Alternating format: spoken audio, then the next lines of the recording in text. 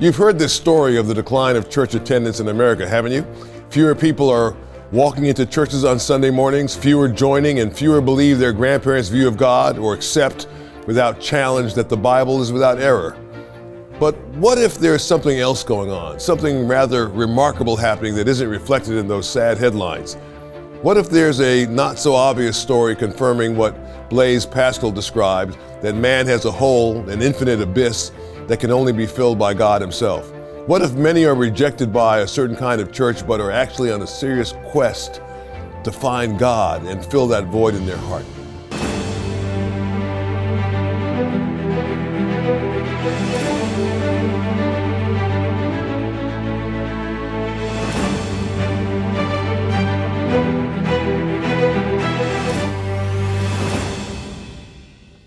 Here's what David Kinnaman, the CEO of Barna Research, the leading research organization that studies faith and culture in America, said. We've lived through 9/11, the worst recession in recent history, a global pandemic, racial upheaval, political unrest, soaring inflation, rising interest rates, and now the ongoing threat of COVID and all of its variants. No medical intervention has inoculated us from the psychic effects of a world in turmoil, but Americans seem open to a different antidote to help make sense of life in these chaotic times. Did you hear what David said? So much of our world had been turned upside down, our economy, our health, our communities, all in a state of flux. But it's because of these disruptions, according to Barna, that 3 out of 4, 74% say they want to grow spiritually. 77% say they believe in a higher power. Nearly half, 44%, say they are more open to God today than before the pandemic. In other words, uncertain times have put millions on a quest for something or someone to help them make sense of it all. Today, we're grateful to have Craig Springer, a Barna Research Vice President who worked on this research project.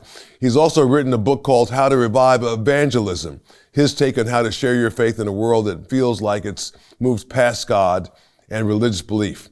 Craig, welcome to State of Independence. Joe, I'm so glad to be here with you. Thank you so much. Yeah, well, this is very exciting. I'm excited about your book because this is the big challenge for so many of us to figure out in this day and age. How do we share the good news of the gospel with people, and how do people come to Christ through us? You know, there's a lot of distractions out there. You know, social media, the regular media, pop culture, all the stuff that's going on, the bright lights that easily captures the attention of millions of Americans. And but you've written this book, which is wonderful, to help us kind of begin to make sense of it. Yeah, I appreciate what you shared earlier on. It is true that we're seeing practicing Christians declining in the U.S. over the last couple decades. We've been tracking it for 4 decades now, but we just finished a new study on spiritual openness in October of 2022. And as you said, 3 out of 4 U.S. adults say that they want to grow spiritually. And 44% of U.S. adults say that they're more open to God than before the pandemic. Wow. And one other interesting point is that only 9% of American adults say that they don't believe that any spiritual or supernatural dimension exists. So there's actually a hunger and an openness, not necessarily a rising secularism, but a rising spiritual hunger in our country. Wow, in recent years, with all the talk about secular humanism, these are amazing statistics. What does that say about the state of religious faith in our country, do you think? Well, we also see the decline, as you said, in church attendance and in those who are calling themselves practicing Christians. So we're discovering these new categories as social researchers of those who are spiritual but not religious, or even more encouraging actually is those who love Jesus but are struggling to love the church. We found 7 out of 10 Americans, adults, are saying that they favorably have a view towards Jesus Christ and are motivated to learn more. Wow, that's a big number. What do you think the impact of these catastrophic events like the wars and the pandemic might be on Christian faith? Do you think that this is fear propelling people towards God? Well, one of the other data points that we discovered in some previous studies was that those who aren't following Jesus reported they'd be more open to faith if the church had a better reputation. And so there is a shift over time because of media, because of even some of our own expressions of our faith, that people are looking not just for the facts of faith, but the fruit of faith. They're looking not just is it true or not, but is it good? And is there goodness in society? And they're acknowledging they see goodness in Jesus, but they're struggling to see goodness in some of the expressions of our own faith. Right. How do you, when you conduct your research, how do you differentiate between people who classify this kind of stuff as mystical, or how do you differentiate the mystical from the supernatural in the search for God? I mean, maybe it has to do with generations as well, with people from the baby boomer generation to the present, more than anything else. But I'd like to get your take on that. Sure. Well, we always include groups that represent different ages, genders, races, regions of the country, education, income, getting the wide spectrum demographically represented. And people are self-identifying in those categories. People are saying our category of a practicing Christian would be someone who self-identifies as a Christian. They acknowledge I prioritize my faith in my life, and they also acknowledge that I've attended church at least one time in the last month. And so people who are self-identifying as non-Christians are then saying, I don't believe in supernatural being or higher power, or don't long for spiritual growth. Wow. Tell me generationally, how younger people, I think sometimes that parents and grandparents may fear that their kids aren't spiritually grounded, don't seem to have maybe a hunger or an interest, or maybe because they don't attend church, or they find different activities more compelling than sitting through a service on a Sunday, that maybe they don't have a faith, or that they're not serious about their faith, or they aren't seriously searching for a relationship with God. Talk about that. Yeah, and I get that hunger. I'm a parent of two wonderful teenagers myself, and thankfully, we actually found no major difference in this "I would like to grow spiritually" statement across the generational cohorts: Gen Z, millennials, Gen X, and boomers. Now, we just also released an open generation study, which was a study of America's teenagers today, and we found that there's enormous curiosity about Jesus. It's widespread. Almost half of the teenagers in the US acknowledge, I'm very motivated to continue learning about Jesus. And then another 1/4 said they're somewhat motivated to do so. So again, there is hunger. The question is, how can we meet that? How can we approach that? What is our style of sharing or listening or learning together and acknowledging our faith together? How would you counsel parents? So, there are all these parents watching right now. They're on the edge of their seat listening to your research. What would you say to them, being a parent yourself of teenage boys? How'd you reach them? Yeah, one of the top findings, we asked non-Christians what would cause them to be more open to faith, and what characteristic in a Christian would cause them to be more open to consider faith. And the number one aspect that reported was that those who listened without judgment. And interestingly, in this same Reviving Evangelism study, we found the least helpful qualities that they mentioned are Christians who are good at debating topics and Christians who have all the answers to questions about faith. So it's not necessarily that our beliefs are being questioned. It's the approach. You think about how you've had to change your parenting style from when you had a 6-year-old to a 16-year-old.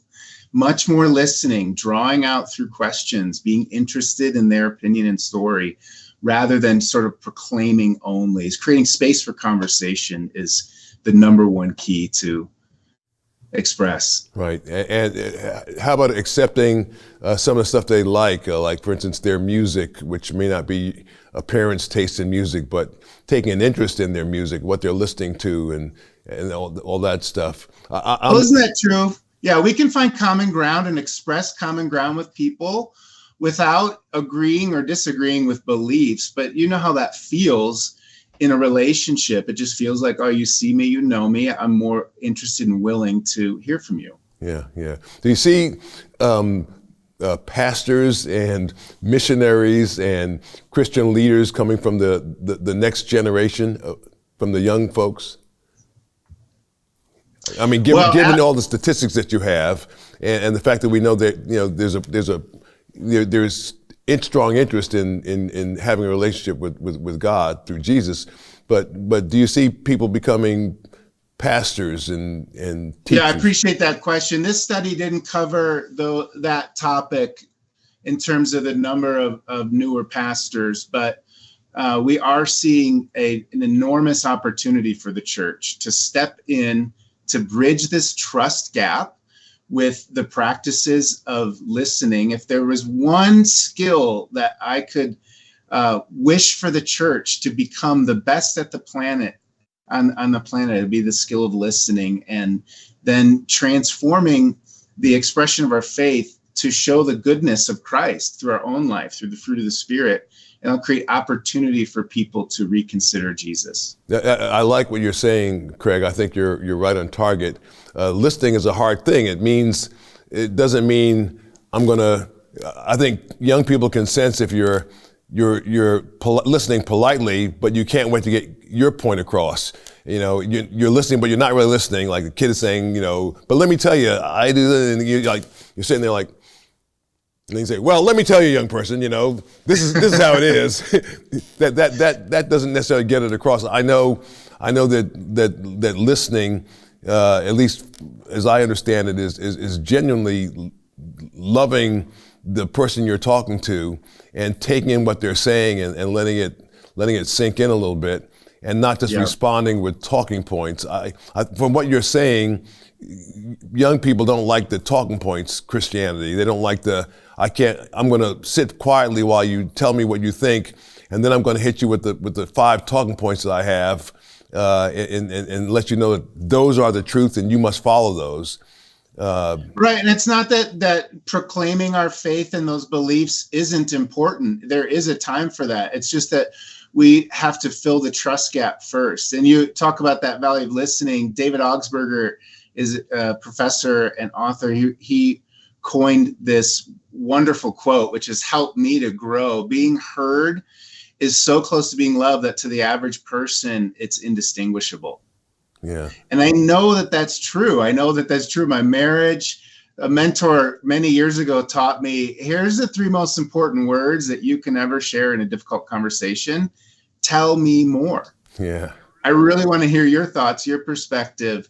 And we're communicating love. We're creating an experience of trust and an embodiment of Jesus. And over time, we'll be able to communicate beliefs, but we have to create space first with conversation and showing the goodness of our faith. Yeah, that sounds to me like loving your neighbor like you love yourself, which is what we're asked to do, to love God first with all of our heart, mind, soul, and strength, and to love our neighbor like we love ourselves. And our kids could be our neighbors, our spouses can be our neighbors, the people that live next door are our neighbors, people we work with, and people we don't know as well.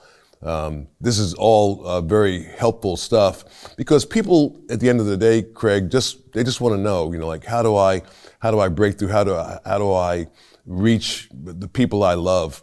That was the prayer I had when I first accepted Christ as a sophomore in college. I said, I've got to tell my brothers and sisters about this. I want them to know Jesus the way I do, and I want them to accept him. I can't make them accept him and follow him, but I can tell them about him. But I want to do it in a compelling way, because I actually want them to follow him like I do. I want them to know what I know. And that's the challenge, I think, for every parent, every sibling, every person who's filled with the Spirit that genuinely wants other people to know Christ, and to be filled with the Spirit. but getting it done is a challenge sometimes, because sometimes it's hard for us to get past ourselves. Yes. It does come down to the fruit of the Spirit, love, peace, patience, kindness. And in some of our expressions of evangelism, we've focused more on the truth of our doctrine rather than the kindness of our relationship. And we're seeing a hunger for the goodness of our faith and for the embodiment of Jesus. And we can be encouraged and hopeful that there is that hunger out there, and we can trust the Lord will give us the right opportunities. Yeah, that's absolutely right. Well, I'm so excited for this new generation of leaders. Do you think the church looks different going forward as young people begin to emerge and take up the mantle of leadership? Do you think do we become we just went through a pandemic where we learned how to talk virtually with folks, and does that have an impact going forward on what ministry looks like? Do churches become all mega churches, huge institutions where the pastor will never get to know you personally, but you hear a sermon and then maybe one of the ministry staff might reach out to you if you have a need? I mean, but tell me what your sense of this is, at least what your studies show. I appreciate that. I don't have the data on that now. And then part of it is we're just all learning along the way. I know this from my own personal experience. The desire for community and connection just increased dramatically through the pandemic, and craving connection. My church this last Sunday, we actually brought in, and we don't do this all the time, but we just sat in little circles during the service and shared after the sermon reflections. And not every church works for every person, but there's lots of different expressions of the church. And let's be open and pressing into gathering together and seeing how the Lord can draw more people unto himself in this new season. Yeah. Do you have any data at all about churches today in terms of it's so hard to gauge who is a believer and who is not, who is following the Lord and who is not. Even among Christians, there are people who say, well, now those folks, they really aren't Christians. Without trying to get into that kind of a debate, what would you say is the impact of the emergence of mega churches on the society, and certainly upon the Christian, among Christ followers? Are there implications for the emergence of these new larger churches that may have as many as several thousand or 10,000 members? Is there any implication on what that means for the church and ministry and Christ following? Does it mean if you're hidden? This is my question, I suppose. If you're hidden because the church is so big that you could literally just go to church on a Sunday or register online that you watched, send in your tithe, and you're good, and then people suppose that that's what following Christ is? Well, one of the things we have to pay attention to is what are people truly longing for, and as you think of the generational cohorts, the concept of belonging is vitally important, and I think you're getting at some of that. The question is, how do larger churches create an experience of belonging, whether they're large or not? And I don't have any data right now, the impact specifically on mega churches, but that question going forward of how do we create space for belonging and conversation through our strategy, because that's what we're seeing, this sort of spiritual but not religious community is longing for. We're going to allow Craig to catch his breath. When we come back, I want him to speak to pastors and urban church planters and missionaries about what this data means for reaching their world with the good news. Stay with us. You're watching Joe Watkins' State of Independence on Lighthouse TV. Positively different. Share your comments about today's program in the comment box at joewatkins.org.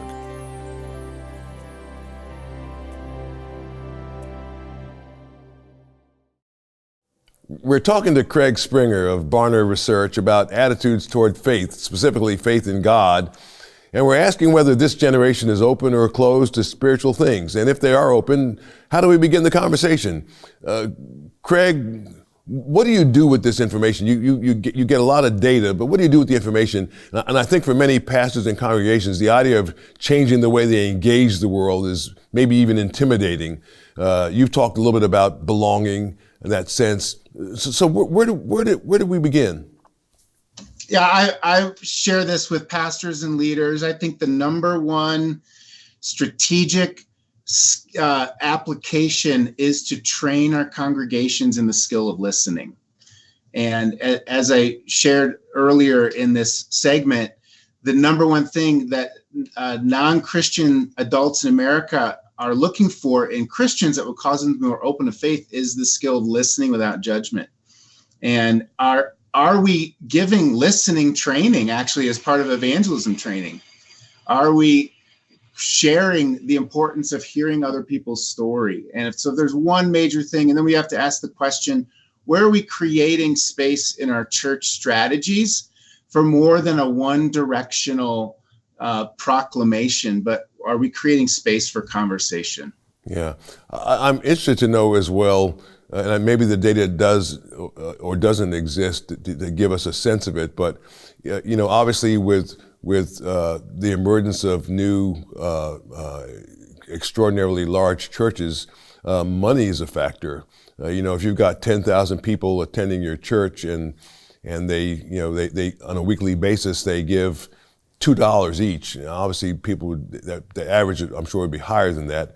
But that's a significant amount of money, of cash, coming into the church every week, and over the course of 52 weeks, it ends up being millions of dollars. And how does that impact the quality of ministry and belief? Because you'll have some people that will be sidetracked by the money. And then maybe even in some instances, the money becomes a factor in terms of what kind of a message to share, because you don't want the money to stop. If you know that you're taking in so much money a week and so much money a year, it's possible that for some pastors it could get to the point where you say, well, I don't want to do anything to disrupt that flow of income, because we want it to keep coming and we want people to keep joining and we want them to keep giving. And so let's figure out how we shape the message or feed them the gospel in a way that's not going to disrupt the flow of cash. And that, of course, I can't think that God would smile on that and say, oh, that's fine. I would think that God would not be pleased with that God would feel, it wouldn't feel too much different, I would suppose, from what Jesus did to the money changers in the temple. He overturning the tables. I don't think God could be pleased with us, but that's a reality, I think. The business of church certainly is a huge reality that we have to deal with. Do you have any data at all that tells us anything about that and what that trend might mean for the future of faith? Well, the trend is really reputational, Joe. And again, one of the highest factors that non-Christians in America are reporting is I'd be more open to faith if the church had a better reputation. And so we can translate that into all different expressions in society. How is the church representing itself? And some of the things you were bringing up certainly have reputational impact. But I think as we think about leading our own church or representing Christ in our workplace or among our friends, we have to realize there is a trust gap in our society, and we have to fill in that trust gap with integrity, with fruit of the Spirit, with the character of Christ in the public sphere, and with the expressions of Christ even in social media. And as we bridge that trust gap, we'll create more openness for people to hear the message of Christ. So well said, Craig. Thank you for leading this conversation. I know our viewers will find it enlightening, and I've had a ball. I've been very enlightened by what you said, and I can't wait to read your book. Oh, thank you, Joe. I appreciate your ministry, and to all those who are watching together, let's reach those who need Jesus. Amen, brother. Friends, Amen. You can get Craig's book through his website or wherever good books are sold. We'll be right back with our great producer, Jeff Coleman. Learn more about Joe Watkins and the mission of this program at joewatkins.net. And tell Joe what you thought about today's program in the comment box.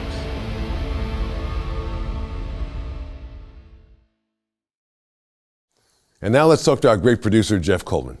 Joe, I think we hear a lot of people talking very nostalgically about when I grew up, churches were full. The balcony was full. You know, we didn't just have this huddle. And so the effort to be more relevant to the culture or to abandon some of the more direct presentations of the gospel, I think has been a bad trend. You know, it's this idea of how do you make your church a seeker-friendly church is the kind of a popular term. What I thought the data was showing, which was very, very encouraging, was that people really actually want to have a conversation about spiritual things. Yeah. If you are in another country, in a Muslim country, if you're in Israel, people of the Jewish faith, people have very open conversations, as you've experienced, about what they believe about life, about death, what our responsibilities are. In America, we're kind of putting that behind a curtain of privacy, saying, well, those my personal beliefs are for me. Well, it doesn't make any sense at all, because who we are spiritually informs the biggest decisions that we make. So you cannot pretend that your spiritual life is separate from real life. Right. What do you think about what he said about listening and the importance of being a good listener for Christian people? Right. I think you made a very good point kind of as you went back and forth there. This idea that you're going to hear someone's view and then have people sign up for that viewpoint because they are Baptist or Presbyterian or Lutheran or non-denominational or Catholic or whatever they are. I think, the point of listening is that if you're trying to match up your system with somebody, the system is going to fail because maybe you're not a church person, so you don't think about going to a building. You have to have relationships where people are having their deepest questions answered before you get to the point of saying, would you hop in the car and go to a church with me on Sunday morning? We've got to be much more explicit about what it means to follow Jesus and less about joining and visiting our church. Yeah. Are you encouraged about what he said about young people? I was very encouraged. That's great news. Yeah, absolutely. Especially probably on campuses. Yeah, it's great news. Well, no, the state of faith in America might not look like the church of the 1950s, 60s, or 70s, but the absence of stained glass or young faces in your church doesn't mean there's not a deep hunger and longing for a relationship with God. I hope you heard that message today. Before you watch the next show tonight, would you take 3 minutes and let me know what you thought of this conversation by sending me a note in the comment box at joewatkins.org? From our studios here in Philadelphia, America's first capital, I'm Joe Watkins. For Jeff Coleman and our team at State of Independence, thanks for sharing your time with us. God willing, we'll see you next week. I'm encouraged too by the research. It's important because if you just look at the top line, which is we went from 500 to 200 people, it doesn't tell the whole story. The hunger still exists. The hole, as you said, is still there. Yeah. People want to know. Yeah, they want an answer. Joe Watkins' State of Independence is a production of Lighthouse TV, positively different. Made possible in part because of the support of viewers like you.